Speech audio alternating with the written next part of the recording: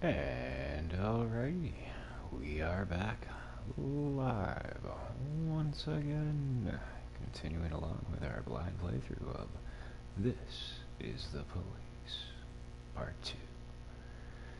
So as noted in the description, I will give a little bit of a recap as to what is going on since the last broadcast. Before that, hey there, hi there, ho there, duders and dudettes, welcome back to you. Welcome to you if this is your first time with us. Happy to have you here either way. And allow me to clear my throat so we can inundate you with the stationary obligatory BS portion of the show.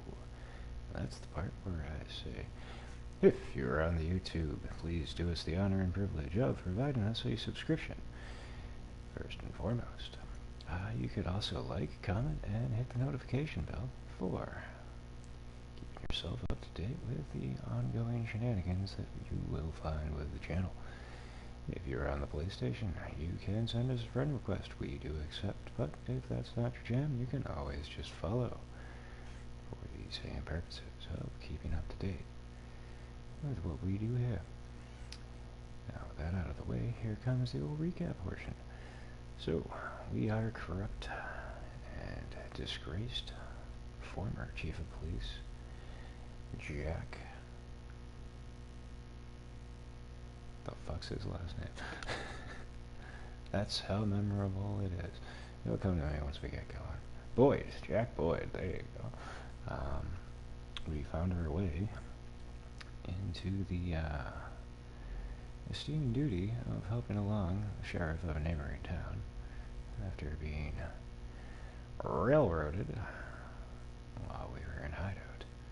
Somehow Jack, the silver-tongued fox, was able to connive his way into becoming a respected member of their force. But before this all happened, Lily, the current sheriff, sent a letter out to another gentleman who has appeared, and we are now in competition for keeping our job. We've had quite a few officers get deleted from the roster in a not-so-happy fashion. But we've also gained quite a few other officers as well. Now we got a foreman on the take.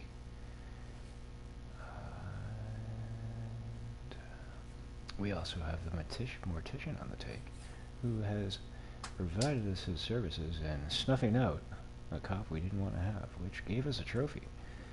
So, that's something you can look forward to in your playthrough.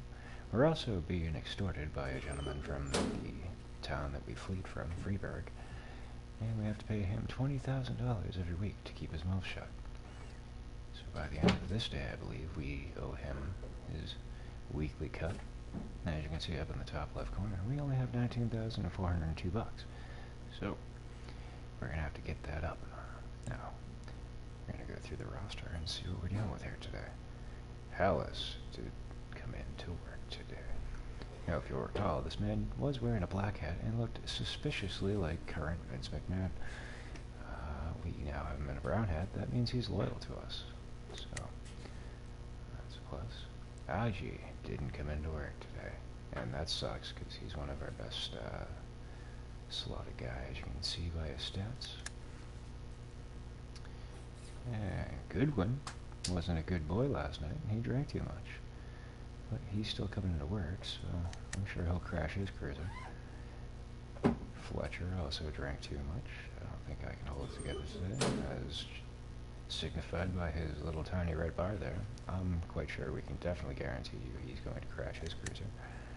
And you can also notice that we have a couple of folks that are shaded out. They're going to be the ones that are going to be going on the assault. I'll get around to that later on. Let's get the day going and see where it takes us. Night terrors of the ward. An elderly patient, Michael Sandman, was smothered to death by a pillow in a hospital bed. We need to figure out what transpired. So for these, you're going to want to have your intelligence stats up. So we can send Guildenstein. A little low-leveled, and somewhat leathered. You're not getting the intelligence. And that's going to leave us with 1, 2, 3, 4, 5. Alright, I'm just going to send him to get clues. Actually, let me open up the investigation. We already got plenty of clues, so we don't need any more of those. For each case like such, you get 5 clues, then you got to fill in all these frames down here.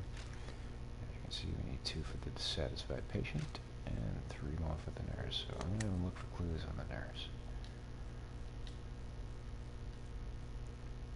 And that's the only case we got going, so that takes care of that. And day of the assault. So we've already got the key from the back entrance. Warned the manager about the assault. Got all the information available about the 2 little crime scenes here, and we have already relegated our cops that are going to tackle this case. Now it's time for smooth jazz.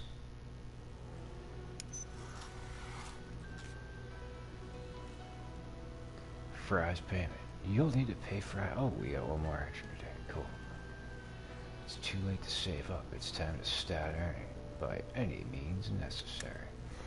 Now when you get to that, just hit the R3 button. That'll bring you up this.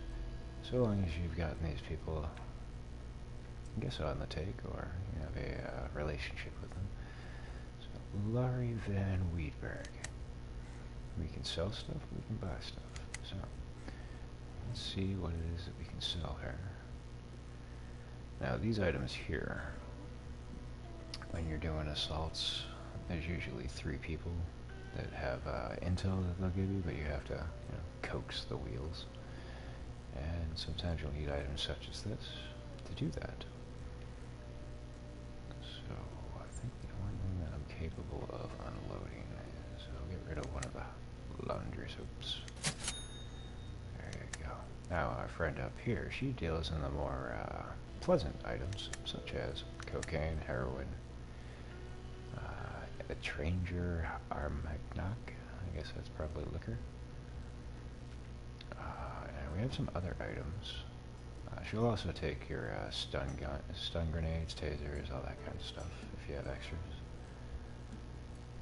And at the end of each day, depending on the results, you'll get little bottle caps, to which you can purchase more stun grenades, tasers, and such. So if you want to beef up your little extortion fund, you could spend them on that, or buy other officers to help you along. But we're gonna sell the whatever the fuck this is. I'm not gonna try to pronounce that again. And that is going to put us above $20,000. So now we know we don't have to worry about Mr. Fry. Video Theater. The Wind Blows into Hell. From John Slater. Mr. Nash, have you already seen the latest Bloody Shirt movie? I never expected that Mandy Crumb would have such a heart of gold. But I'm not just here to chat. The day after tomorrow, I'm going to come by to pick up the equipment that we need to open our video theater. You remember what I need. A big TV, a video player, empty video cassettes, an electric generator, and movie cassettes. It's looking good, right? So for that, we're going to go and take a look in our storage. We got a portable generator. We got a TV set. We got a VCR. Actually, we have 3 VCRs. We got videotapes blank. And we got videotape movies. So going back to what he was talking about, I think we have what he needs. Hope so. 532 in progress. And the day begins. Assault with an offensive weapon. Is it a big giant purple dildo? Bank of Shopwood. 2 old women were arguing over their place in line. They started a quarrel and one yelled, "Lady, shut up! Your breath is so bad I can't see straight." The offended woman took out a can of pepper spray and sprayed the other woman in the face. That's a reasonable reaction. Let's see, so I'm assuming we're going to need negotiation and intelligence to go on this little case here, so we're going to send I want to send McGuire, but he's highly rated. I could come in to be beneficial later on. Let's send Kurosawa. You're good for strength, speed, so if we get a tackle an old lady, we need you to cover us in that regard. You're good for shooting, so if we gotta put the old lady down, you'll be good as well. Alrighty, they're on the case. Code I. Ooh, we got another case to crack. Is that a fresh coiled turd? Someone broke in through the morgue's window and stole a diesel generator. Alright. It's on you, Muradin. Make us proud. He won't. He's not one of our best cops. And as you can see, that nice little red shirt guy over there in the corner, he's our sniper. He offered us his services pretty early on. Assault with an offensive weapon. An old woman is standing proudly over her victim, who is rolling around on the floor holding her face. How do you like the smell now, bitch? Can you see straight now? Sneak up behind the old lady. We don't have anything. He's got one slot of stealth. Not gonna restrain the old woman. Go with that. Lemon's got 2 strength. That would be beneficial in that regard. Let's see what happens. 532 Got complete. her. The cop overpowered and arrested the old woman. Her breath really does reek. Alright, that went off without a hitch. That's good.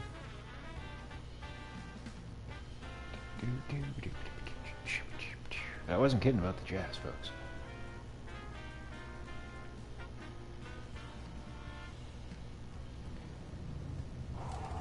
Ladies and gentlemen, the presentation and auspicious stylings of one Mr. Mel Torme. He is known as the Velvet Fog. And yes, I'm a huge fan of Night Court. That's the only reason I really know who Mel Torme is, even though he did have a cameo on Seinfeld.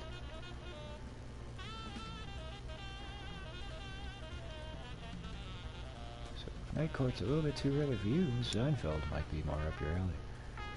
Kind of a slow news day here. Get a shocked. 526 in progress. Attempted murder. I spoke too soon. Apollo's Toes Cafe. A frightened girl reports that her life was threatened.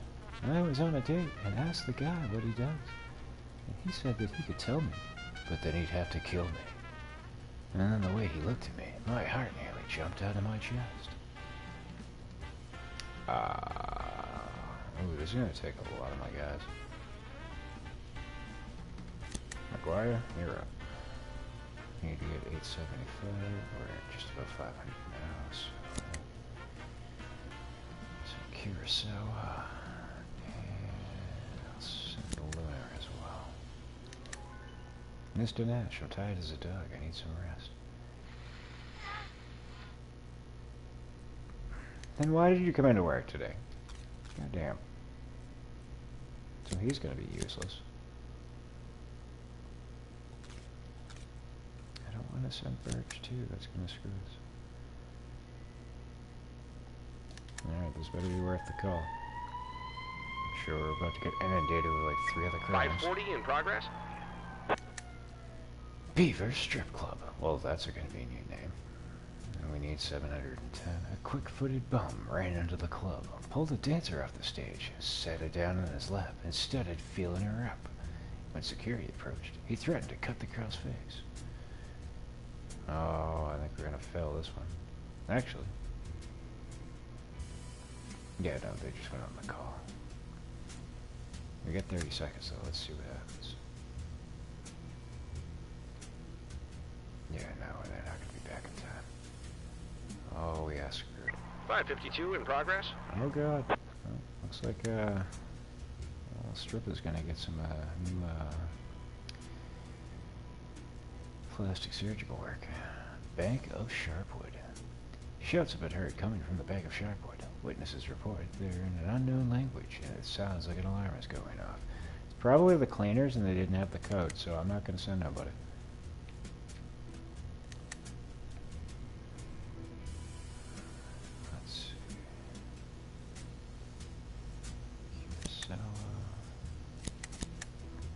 Yeah, we're still lacking. Shit.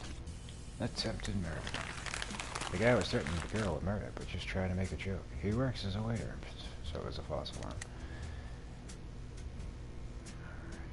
Night terrors on the ward. Alright. Nope, just hurry up and get your ass back to work. Need people in this harassment charge. 526 in progress. Oh, Jesus. Blackjack. Mr. Nash, let's play blackjack.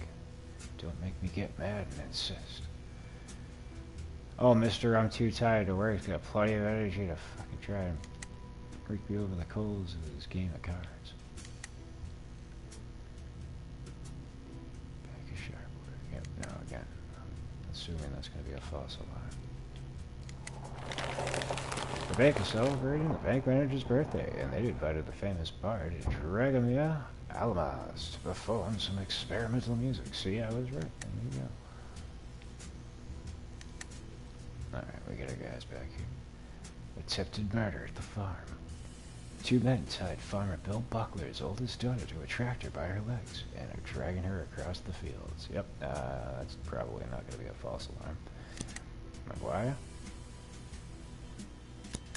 Curacao. And again, no, give me no guff about being too tired for this if you want to play cards. Do the right thing.